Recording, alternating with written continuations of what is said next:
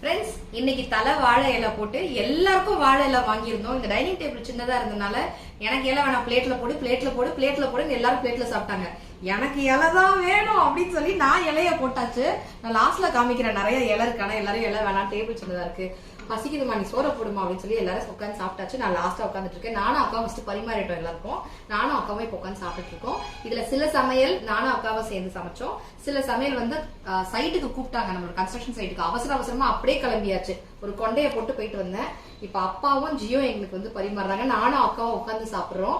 இவங்க 2 பேர் பரிமாறி அப்பா கையால பரிமாறி சாப்பிடுறதுனால தலைவாழையிலேயே போட்டதுனால எங்களுக்கு இது விருந்துதான். என்ன லஞ்ச் வேணும்னு பாக்கலாம் வாங்க.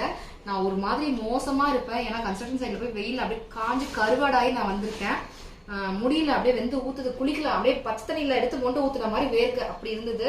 ஸோ சாப்பிடும்போது ரிலாக்ஸா சாப்பிடலாம். நைட்டிக்கு மாத்திட்டு நானும் கொஞ்சம் மோசமா தான் இருப்பேன், அட்ஜஸ்ட் பண்ணிக்கோங்க. என்ன சமையல் அப்படியே வாழையில காமிச்சிட்டுமா. இங்க வந்து பாத்தீங்கன்னா மாங்காய் ஊறுகாய் வச்சிருக்கேன். கொஞ்சோண்டு மாம்பழத்தை டேஸ்ட் பண்ணிட்டேன், அணில் மாதிரி. இங்க வந்து பாத்தீங்கன்னா மெதுவடை, இங்க நிறைய போட்டு வச்சிருக்காங்க, பாத்தீங்கன்னா தெரியும்.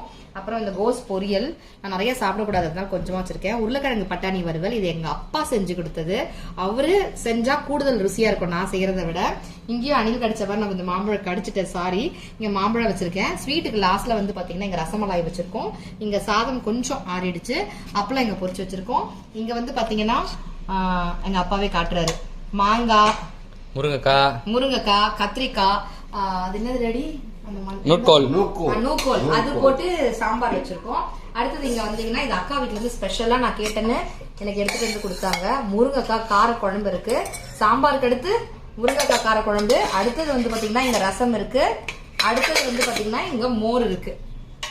சாம்பார், காரக்குழம்பு, ரசம், மோர், ஒரு பொரியல், ஒரு வறுவல், வடை, ஸ்வீட், மாம்பழம், அப்பளத்தோட சாப்பிட்டா விருந்து தானே. அதுவும் அப்பா கையில சாப்பிட்டா ரொம்ப சந்தோஷமா நான் சாப்பிட போறேன். உங்ககிட்ட அதை ஷேர் பண்ணல, ரொம்பவே சந்தோஷம். மணக்க சமைக்கலாம், ரசிச்சு சாப்பிடலாம். டாடா.